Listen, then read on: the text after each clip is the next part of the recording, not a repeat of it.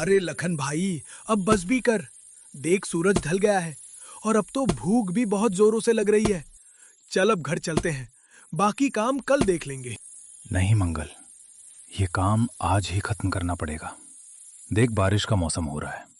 अगर आज रात बारिश आ गई तो खेत गीला हो जाएगा और फसल बोने में बहुत देर हो जाएगी। पर भाई, अंधेरा काफी हो गया है और हाथ पैर भी जवाब दे रहे हैं। तू तो जानता ही है मंगल, हमारे ऊपर कितना कर्जा है। साहूकार रोज चक्कर लगाता है। अगर इस बार फसल अच्छी हुई और समय पर बाजार पहुंच गई तो सारा कर्जा उतर जाएगा और हम चैन की सांस ले पाएंगे। बस ये आखिरी कोना बचा है, थोड़ी हिम्मत और कर। दोनों दोस्त फिर से काम में जुट जाते हैं। मेहनत करते करते काफी वक्त बीत जाता है और चारों तरफ घना अंधेरा छा जाता है। काम खत्म होते ही मंगल चैन की सांस लेता है। चल, हो गया काम। चल अब घर चलते हैं। दोनों दोस्त काम पूरा करके अपने घर की ओर निकल पड़े। मुझे तो लग रहा है कि आज रात कुछ भारी होने वाली है। हवा भी जैसे थम गई है। हवा थमी नहीं है, ये गर्मी की उमस है। देख, पसीने से बनियान चिपक गई है। काश थोड़ी ठंडी हवा चलती। ऐसी बात मत कर। इस इलाके में कहते हैं कि जब अचानक हवा रुक जाए और गर्मी असहनीय हो जाए तो समझो आसपास कोई अनहोनी होने वाली है। तू और तेरी पुरानी कहानियां। चल अब बातें कम कर और पैर तेज चला।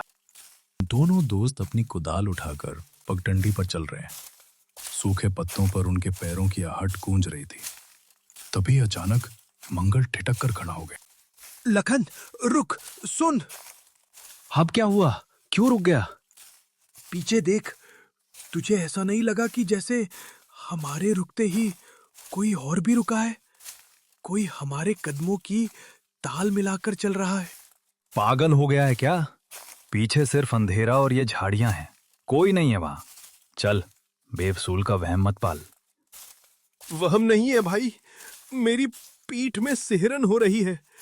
जब भी कोई बुरी शक्ति आसपास होती है मुझे ऐसा ही महसूस होता है। देख, चूहा भी नहीं है यहाँ। शायद तू सही कह रहा है, पर जल्दी चल, मेरा गांव बस आने ही वाला है। हाँ, तेरा गांव तो मोड़ मुड़ते ही आ जाएगा। मेरा गांव तो अभी बहुत दूर है। एक काम करता हूँ, उस पहाड़ी से चला जाता हूँ, जल्दी पहुंच जाऊंगा। क्या तू पागल है क्या लखन? इतनी रात को काल पहाड़ी? देख, घड़ी में 10 बज रहे हैं। उस रास्ते पर इस समय कोई परिंदा भी पर नहीं मारता। तो क्या करूं, रास्ता वही छोटा पड़ता है। दूसरे रास्ते से जाऊंगा तो आधी रात बीत जाएगी। भाई मेरी बात मान, आज तू मेरे घर रुक जा। माँ रोटी बना रही होगी, साथ में खाएंगे और सुबह होते ही तू निकल जाना। पर आज उस पहाड़ी की तरफ मत जा। नहीं भाई, मैं नहीं रुक सकता। माँ बीमार है, मुझे जाना ही होगा। उनको दवाई देने वाला घर पर कोई नहीं है। भाई मत जा, वो रास्ता ठीक नहीं है। उस काली पहाड़ी से बहुत लोग गायब हुए हैं। माँ के लिए जाना पड़ेगा मंगल। तू जा और सो जा। लखन ने मंगल की बात नहीं मानी। मंगल अपने घर चला गया, लेकिन उसका मन अब भी लखन के लिए घबरा रहा था। उधर लखन अकेले उस रास्ते पर बढ़ चला जो सीधा काल पहाड़ी के सीने से होकर गुजरता था। लखन काली पहाड़ी पर पहुंच जाता है। तभी अचानक चारों तरफ धुंध छा जाती है और तेज ठंडी हवा के चलने की आवाज आने लगती है। अचानक लखन को पायल की आवाज सुनाई देती है। कौन है? मंगल, तू है क्या? देख, मजाक मत कर, मैं कह रहा हूं बाहर निकल। तभी एक तेज हवा का झोंका आता है। धुंध के बीच से एक सफेद साया धीरे धीरे लखन की तरफ तैरता हुआ आता है। उसकी आंखें लाल चमक रही हैं। अरे पीछे हट जा। तू जो कोई भी है, मेरा रास्ता छोड़ दे। मेरे पास ये कुदाल है, मार दूंगा। कुदाल? क्या तू लोहे से उस रूह को मारेगा जिसका शरीर 7 साल पहले राख बन चुका है? तू तो वही चुड़ैल है। मैंने सुना है तू इस पहाड़ी पर किसी को जिंदा नहीं छोड़ती। तूने बहुत बेगुनाहों को मारा है। मैंने किसी भी बेगुनाह को नहीं मारा लखन। मैंने सिर्फ उन भेड़ियों को मारा है जिन्होंने मेरी जिंदगी नरक बनाई। सिर्फ उन लोगों को मारा है जो उस पापी मुखिया के आदमी थे। मुखिया जी, पर वो तो भगवान जैसे आदमी है। उन्होंने मेरे घर की मदद की है। तू झूठ बोल रही। भगवान नहीं, वो शैतान है। 7 साल पहले मेरी डोली इसी रास्ते से गुजरी थी। मुखिया और उसके भाई सुमेर ने गहनों की भूख में मेरे पति को पत्थर से कुचल दिया और मुझे जिंदा इस खाई में फेंक दिया। मैं मरते दम तक अपनी जान की भीख मांगती रही, पर उन जालिमों को तरस नहीं आया। अगर ये सच है तो ये बहुत भयानक है। पर तू मुझे ये सब क्यों बता रही है?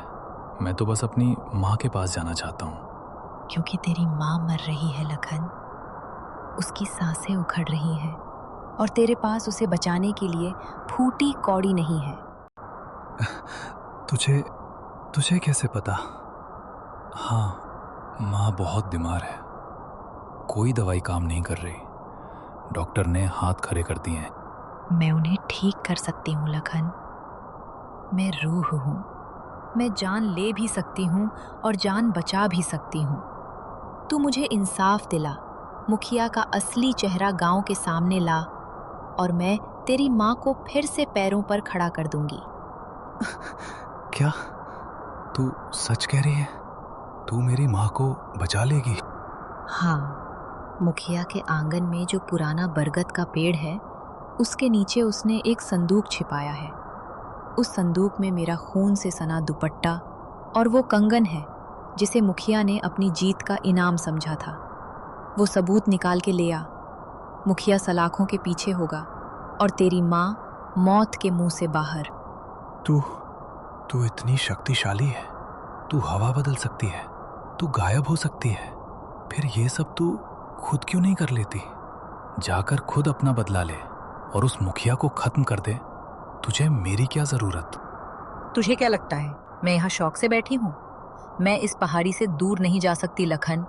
मेरी आत्मा इसी पहाड़ी में कैद है। अच्छा, और तू कह रही है कि तू मेरी माँ को ठीक कर देगी? जब तू इस पहाड़ी को छोड़ ही नहीं सकती तो मेरे घर जाकर मेरी माँ को कैसे ठीक करेगी? क्या ये भी तेरा कोई नया छलावा है? मैं तेरे घर नहीं जा सकती, पर तू तो अपनी माँ को यहाँ ला सकता है। माँ के लिए मैं जान दे भी सकता हूँ और ले भी सकता हूँ। मुझे मंजूर है।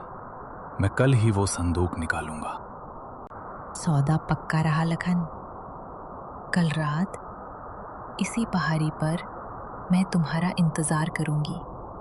अपनी माँ के साथ साथ वो संदूक भी लेके आना। चुड़ैल गायब हो जाती है और अचानक धुंध छटने लगती है। लखन पसीने से तरबतर होकर अकेला खड़ा रहता है। धुंध छट चुकी थी और चांद की रोशनी में पहाड़ी बिल्कुल शांत दिख रही थी। लखन के माथे पर पसीना था, पर उसकी आंखों में अब डर की जगह एक ठंडी आग थी। उसे नहीं पता था कि आने वाली रात उसके जीवन की सबसे भयानक रात होने वाली है। हिम्मत मत हार लखन, बस आज की रात। अगर आज पीछे हट गया तो चंदा की रूह कभी शांत नहीं होगी और ना ही गांव की बेटियां सुरक्षित रहेंगी। लखन रुक, कहाँ जा रहा है तू इस आधी रात को? और ये कुदाल क्यों ली है? मंगल, तू यहाँ क्या कर रहा है? मैंने कहा था ना कि मेरे पीछे मत आना। कैसे ना आऊं? कल रात से तेरी आंखें बदली बदली सी हैं। तू काल पहाड़ी से लौटा है, तब से तूने ठीक से बात नहीं की। बता, क्या खिचड़ी पक रही है? मंगल, अगर तू मेरा दोस्त है तो बस यहीं रुक जा। मैं मुखिया जी के घर जा रहा हूँ। मुखिया जी के घर? इस वक्त? पागल हो गया है क्या? वो लोग सोते हुए भी बंदूक साथ रखते हैं, और तू ये कुदाल लेकर वहां क्या करेगा? न्याय करूंगा मंगल। मुखिया जी वो नहीं है जो हमें दिखते हैं। उन्होंने चंदा को मारा है। उनके आंगन में दफन है वो सच जो मुझे आज बाहर निकालना है। लखन, तू होश में तो है? ये बातें तुझे किसने बताई? क्या उस छलावा ने? हाँ मंगल, और उसका हर शब्द सच लग रहा है। तू मेरा साथ देगा या मैं अकेला जाऊं? साथ तो दूंगा, पर अगर हम पकड़े गए तो गांव वाले हमें ही चोर समझकर मार डालेंगे। नहीं पकड़े जाएंगे, बस तू बाहर पहरा देना। दोनों दोस्त अंधेरे का फायदा उठाकर मुखिया जी की हवेली के पीछे वाले हिस्से में पहुंच गए। देख मंगल, यही वो पेड़ है। तू उस दीवार के पास छिप जा। अगर सुमेर सिंह या कोई दरबान आए तो बिल्ली की तरह म्याऊं की आवाज करना। ठीक है लखन, पर जल्दी करना, मेरी जान हलक में अटकी है। लखन ने पूरी ताकत से कुदाल चलाई। मिट्टी सख्त थी, पर जैसे जैसे वो गहराई में गया उसे एक लोहे की वस्तु के टकराने की आवाज आई। टन। मिल गया मंगल, संदूक मिल गया। ये क्या किया तूने लखन? रुक जा, उसे वापस अंदर डाल दे। क्यों मुखिया जी? अपना पाप दोबारा दफनाने के लिए? इस संदूक में चंदा का खून है और आज ये पूरा गांव देखेगा। मूर्ख, वो संदूक सबूत छिपाने के लिए नहीं बल्कि उसे रोकने के लिए गाड़ा गया था। उस पर तांत्रिक की बंदिशें थी। तूने उसे जमीन से निकालकर उस शैतान को आजाद कर दिया है। क्या? ये तो मुझे डराने के लिए कह रहे हो? तभी संदूक के चारों तरफ धुआं फैल जाता है। हवा इतनी ठंडी हो जाती है कि लखन के हाथ जमने लगते हैं। अचानक एक जोरदार धमाका होता है और एक भयानक हंसी आती है। तभी चुड़ैल प्रकट हो जाती है। 7 साल की कैद खत्म हुई। लखन, तूने वादे से बढ़कर काम किया। अब सब मरेंगे।